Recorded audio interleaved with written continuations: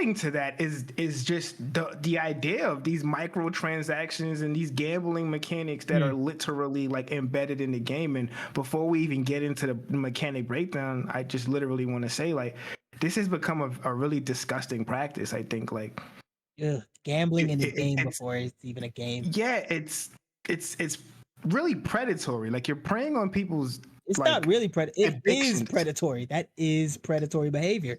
You know, like gambling is classified as an addiction, and you're taking this addictive game type, this addictive game mechanic, and you're sneaking it in. Like you're not even placing it in and boldly saying that we're having you gamble. You're sneaking it in to people who have probably went to different meetings, have probably sought therapy, you know, to get over certain types of addictions, right? Like, and you know, what's the difference between this and selling drugs, like selling actual I can tell drugs? you the difference, and the difference is the drug dealer isn't doing anything that the other person doesn't want.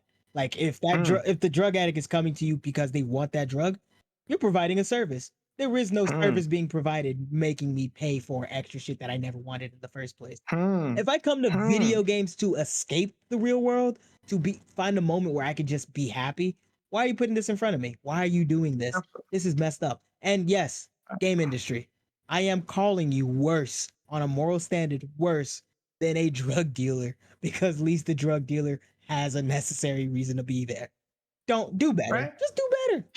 He's telling the person what he's selling, and the person's coming to get just that. You're not telling us what you're selling. You're giving us paywalls. You're setting up these pay-to-win situations. Blizzard, this Diablo Immortal thing that is like just the evolved form of the pay-to-win paywall that's been set up in just mobile gaming in general. It's sick. It's such a horrible. Bro, if I have to drop a minimum of a house payment, $50K, to have a playable character, you don't feel no shame? You don't feel bad? You just saw that bag and was like, yeah, that's good. People lost $50K to play your game.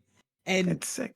And here's the worst part. If at any point they ever stopped supporting the game, that means that $50K went to nowhere.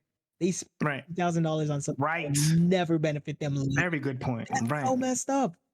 Like I don't mind supporting an industry, a developer, a studio that I know for a fact could use the money and gave me something good and gave me something I enjoyed for it. Even if the game eventually is like, oh, I threw $10 at this game. It was good for like a year or two. It no longer is being supported. All right, fine.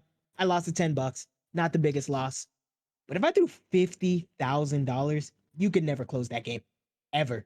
Even if I'm never going to play it again, if there is a chance on my deathbed that I want to check on that character, that server better be up.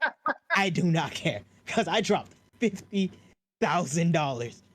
You owe me for the rest of my life. Absolutely. Because you're preying on human psychology, right? You're giving someone a game, you're letting them play it for however many hours, they're investing their time, they're becoming attached to it, and then when they reach like level 35, you go, you want to keep playing? Give me some money. Okay, Pusher Man, I hear you. First taste was free. Okay. What it feels like, you want to level up? Okay, well, listen, you could put in 10,000 hours here, or just give me $5. You know, bruh, that's another thing I hate so much. Microtransaction to speed up a process. Don't do that. That's so that's so blatant. It's disrespectfully blatant. Oh, it's even worse when you're gambling and you're spending money to get crests, Diablo Immortal, and then you might not even get what you need because you don't get the legendary gem you need. This is ridiculous. You're still gambling. It's slot machine. You know what? I don't know how I feel about it. If they were just out public being like, hey, we just want to rob you for your money. I just want to do that anyways. I think I would support them a little more because at least they could pretend they wouldn't even pull have out the gun. Yeah, just pull out the gun. Just be like, come to the ATM and ask me for my money. I think that's more respectable. Stop forcing me in a position where I have to. Yeah. And you can say you're not forcing me, but you're forcing someone. Because some people don't have restraint. Some people don't have the ability. Some people struggle for real. And you're counting on them to fall into the trap. It's sick. Don't build your monetization system before you build the game. Build your And game. that's what they're doing. Mhm. That's what they're doing. How can I make the money? Then I wrap it back around, and then it's a game. Or let's go the Battlefront 2 way, Ooh. right? We have a game. How do we monetize everything now? And look how they had to revamp their entire game. EA, I just want to salute EA really quickly. EA takes a lot of flack, and I can give a lot of flack to EA. But to go back through that game and revamp it, and to make it fair again, I mean, you got to give your flowers where you can give them. That's true. I hate that it took them destroying the community first before they fixed it, because I love Battlefront 2. I do. And if you played it right now, it's so fun. But it takes forever to get into a game because they burned that bridge. They scorched that bridge before anyone else could honestly play it. And now the game is phenomenal. Phenomenal. I'll give EA's props, but at the same time, EA, don't be burning any more bridges. Yeah, like come on, man. And they took it to a crazy level, right? Ooh, like certain characters you couldn't even get the guns, and it's like, come on, stop forcing me. And I guess shout out to your FromSoft and your Dark Souls, because as much as I don't like those games as a player, I respect it as a designer. Stop trying to create cheap ways for people to level up in your games, and just let people use their skills to gain experience points, like has always been the case, and allow them to level up that way, and give them the content in a way that makes sense. All right, like let's go back to systems design and doing the right formulas to make sure that experience levels are calculated properly, and that people have different resources and things that they receive based on it. If you need a machination or something, let's stop this. Let's stop it. Once you make it, once you start realizing you could put paywalls before every single bit of production, like progression, you're willingly doing something you shouldn't do. Oh, but we could talk about people who are open with what they're doing. Rockstar, to wrap up this gambling mechanics. As far as on my end, I don't know if you had anything else to add, but I mean, like, you guys have actual casinos in Grand Theft Auto 5. Yo, that's a good point. Yo, you have like, a real life casino. like it doesn't get more blatant. Like you're taking my money from these shark cards, right? That people are gonna use to get the money in the game. But then you literally make me gamble that. Like this is wow. Yo, that caught me off guard. I'm not gonna lie. Wow. I forgot about that. I jumped. Am I in Vegas? Because in Vegas, if I'm not mistaken. Don't you go? You go to the casino, right? You give them money, and they cash you out chips. Well, it's different though. I own the casino I'm going broke at. I own it in this game. Okay, so like your little NFT, your little meta casino you go to that loses you money. It's ridiculous, bro. It's utterly and completely ridiculous, bruh.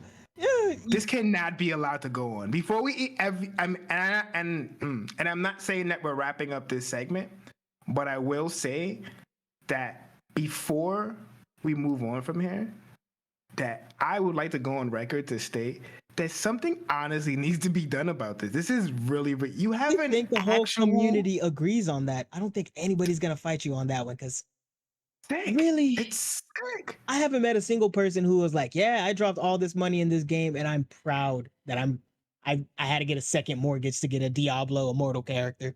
I'm proud that I spent I sold my Mercedes-Benz to the Mercedes-Benz version on GTA because it looks just as good." The game, they're taking real money and then asking you to use game money to gamble, bro. You're cashing in for chips, man. They're giving you poker chips. I guess you're getting chips, casino chips. My biggest problem is money over games is my issue. Because there was a time where if you were playing a video game, you were playing a video game. That was all it was a video game. And it was pure. It was good. It was enjoyable. Right. There was no extras. There was no bullshit. It was just a video game. Right. And then at some point, somebody, Bethesda, introduced the concept of horse armor. And then all of a sudden, that floodgate blew open. Now, DLC this, season pass this, battle pass that, money in every instance. You can pay $60 for a whole game and know for a fact in the future you're going to spend more money on the game you already paid. It feels weird. There's some games and some systems that I do like. I can't deny that I do like, but at what cost am I willing to keep playing that?